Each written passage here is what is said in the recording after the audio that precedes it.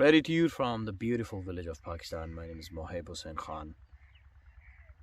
You know, why should you not chase your ex? If you really want to stay peaceful, quiet, if you really want to enjoy your life, move on with the new things in your life, then you must not be chasing someone. If you have made a mistake in relationship, if you have done something bad or wrong, just say them sorry and just apologize them and tell them that if this is something that can help you to come back, I'm sorry, I can fix myself, just come back.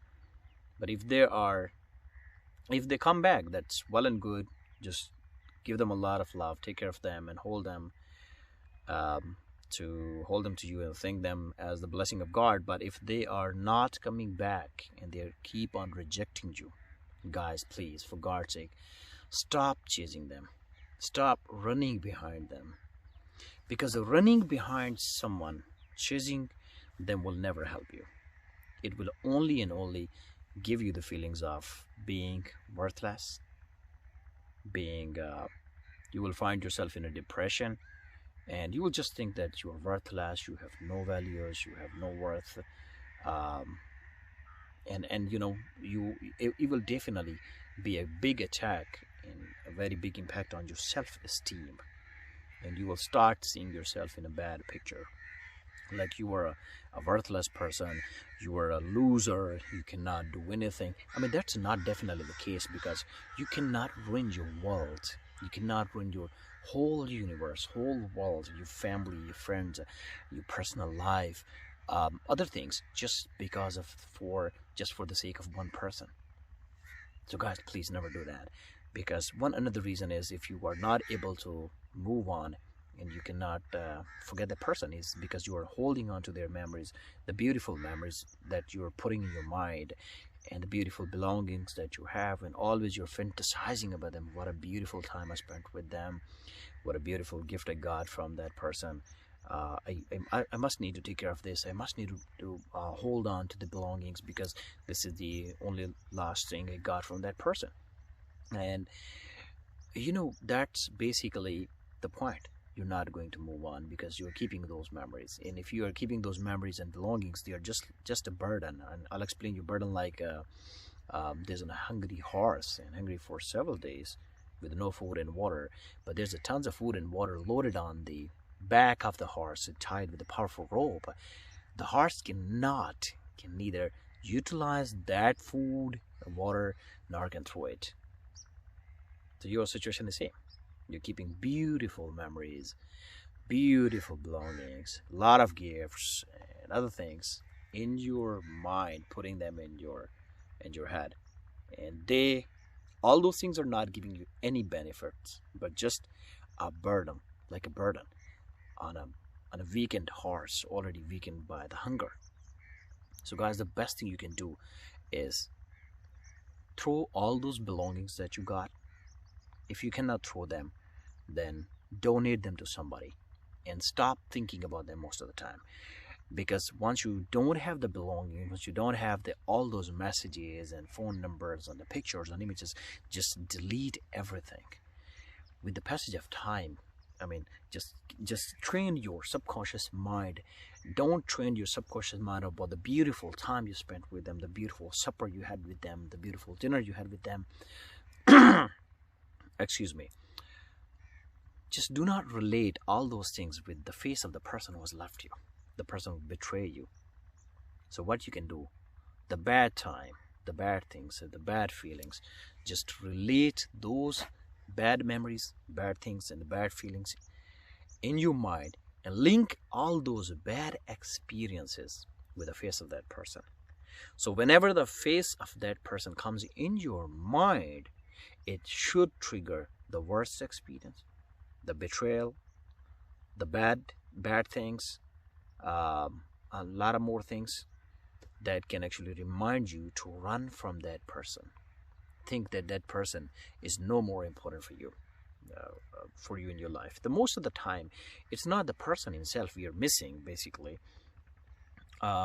In I think according to psychology, 95% of the time we miss the beautiful and the best time spent with a person. The time, we're missing the time, not the person actually. And we are in obsession sometimes that we want them back. And we can bring them back begging. And the another mistake most of the people do you go on a search and think about how to bring your ex back. That's a big mistake, because you're just keeping deep inside in your subconscious mind, you're giving yourself a hope that the person can still come back, and you're just training your memory, you're training your subconscious mind, which is already loaded with a lot of beautiful time and fantasies and the pictures and the belongings and the memories of the person who left you, your ex. And on the top, you're giving this message to your subconscious mind that you can win, the person can come back. And so your subconscious mind is keep telling you the person can come back. But once they don't come back, it gives you a lot of stress and depression. And we want to stay away from the depression and stress. Just start training your mind of this, that the person is gone. Just accept the reality that the person is gone. And if you're addicted of the people or the things, and you because most of the time the people with the soft heart, the good people, the kind-hearted people, it's very easy for them to be tricked into this, that they can be addicted with some sort of people. They can be addicted with some sort of things, or multiple stuff in life.